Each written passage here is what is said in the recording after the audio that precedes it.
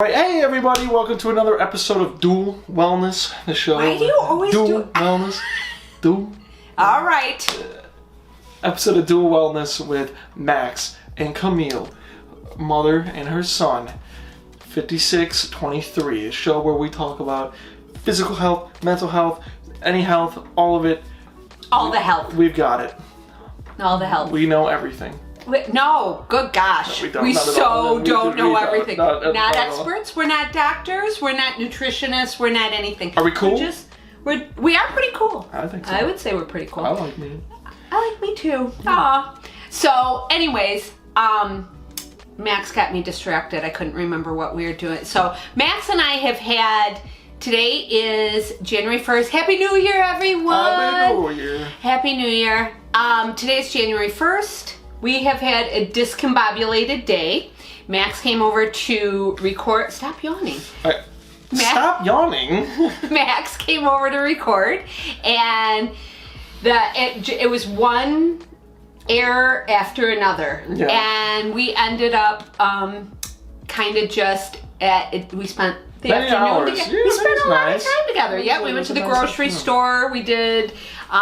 We just went and took a walk. We are in the middle of, it's not really a blizzard, but it is a very constant snow accumulation out there, and it's very cold, and we took a walk. We took because Max has to do his 30 minutes of outdoors stuff. That was the goal thing, and one of his goals. And so we took the walk, and it was super fun. It was fun, wasn't it? It was fun. It was fun. I'm tired. It was. I know you're tired. I'm very tired. Yeah, Max is a 23-year-old young man. It was New Year, so he's struggling a little bit. I, on the other hand, was in bed and asleep probably by 8 o'clock at night. Yeah, but you were like really drunk still. Not by 8 o'clock. Nope, not even a little bit. You started drinking at 1. Nope. So anyways, so that's not what our subject is about today.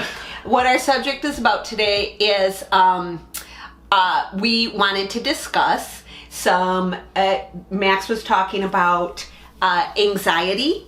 So a lot of people, it seems like a lot, especially, my goodness gracious, especially nowadays, there's a lot of things to be anxious and panicky about and stuff like that. There's panic attacks, there's just generalized anxiety, there's stuff like, now, in our family, I'm sorry, that's a bodily feature of the human body. But sit up straight, do that. Yeah, exactly. This might have been a bad idea. Oh my god, it's fine. They're so unprofessional on YouTube.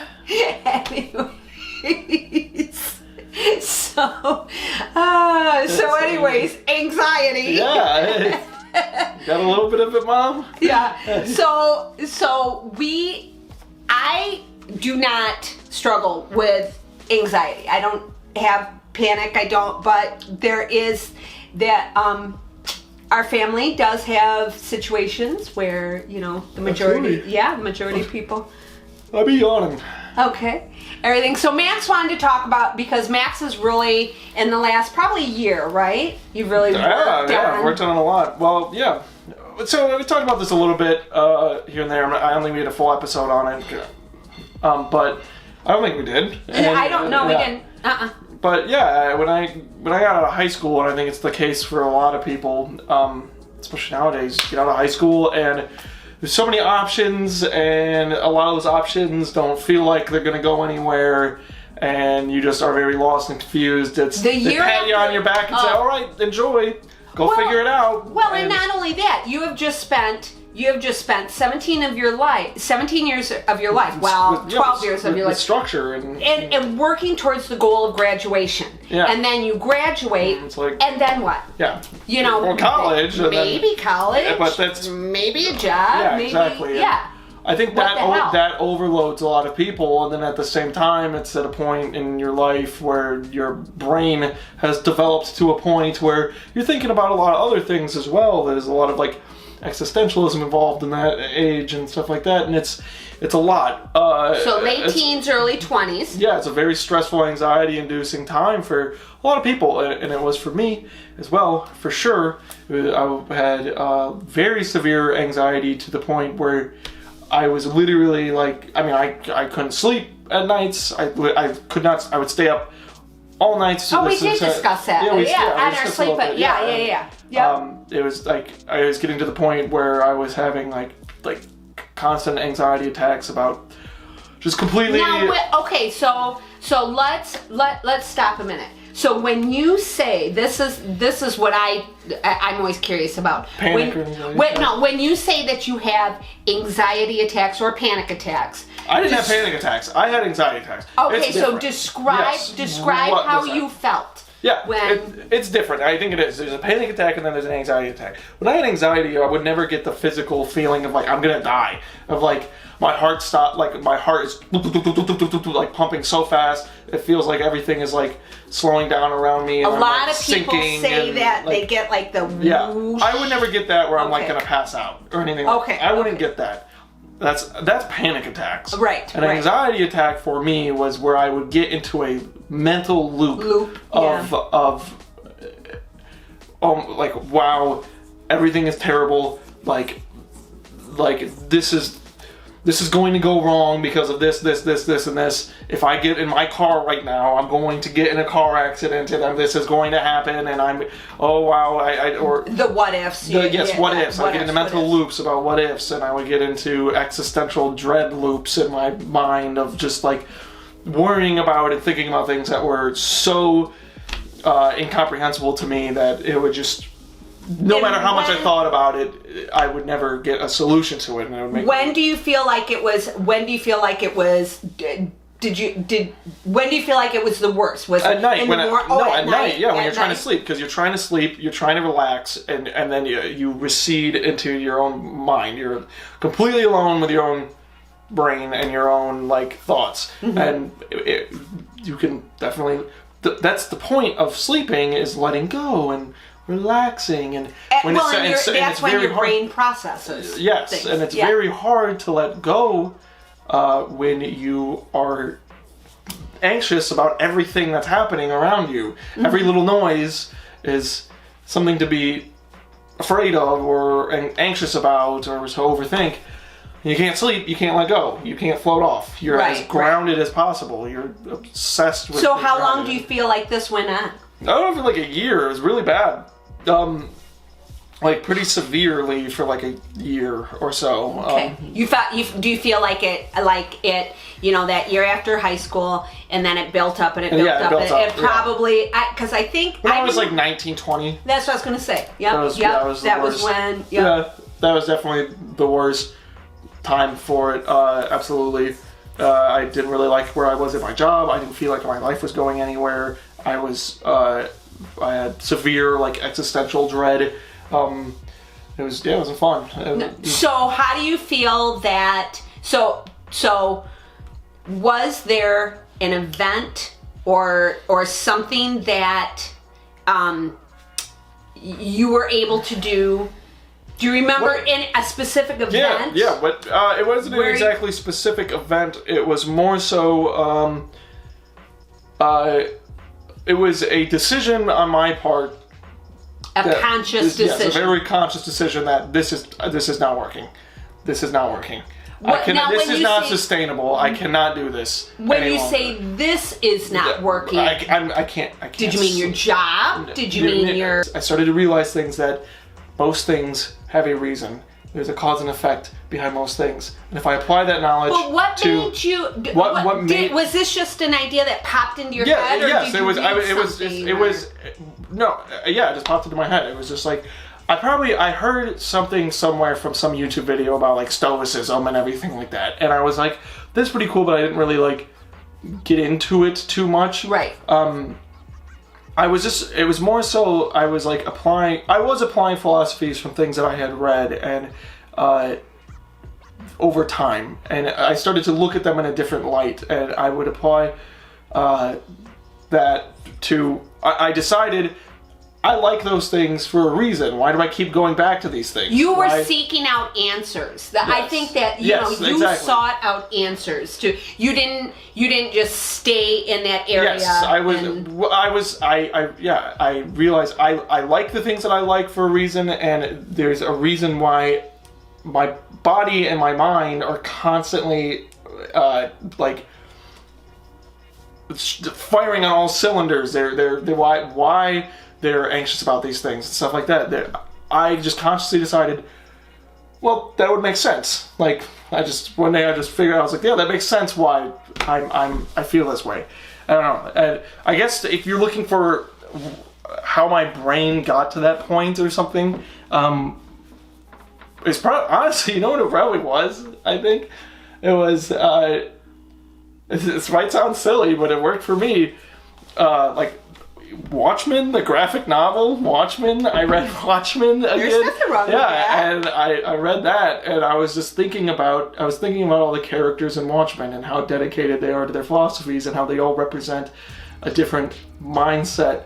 And I started thinking about, oh, that's interesting. I have that as well. I mean, I am a character just as them, and I have reasons behind my motivations and the things I do. And I started thinking about it in the sense there's a character Ozymandias and there's a character Dr. Manhattan, and their whole shtick is that they've realized they can do whatever they want. And like, I was like, if a human being could come to that conclusion to write this character, then I can come to that conclusion in of That's myself. interesting. And that's not silly at all. yeah, no, it's not. It's not. And I started to think about like, oh, how would Ozymandias or how would Alan Moore come to the idea of the, because a writer has to be just as smart as the character he's writing. Oh, absolutely. So I was like, how would Alan Moore come to these ideas? How did Alan Moore create these characters? And I looked up some stuff with Alan Moore and everything, and like his whole thing with Watchmen was he wasn't writing, he wanted to be a comic writer for a while, but he had this idea for Watchmen and he really wanted to do it, but he would never do it. And he was like, what am I doing? If I want this, I just have to do it. I have to create it. Yes, nobody else is going to create this for me. I have to create this. And that is probably what clicked in me. I was like, huh.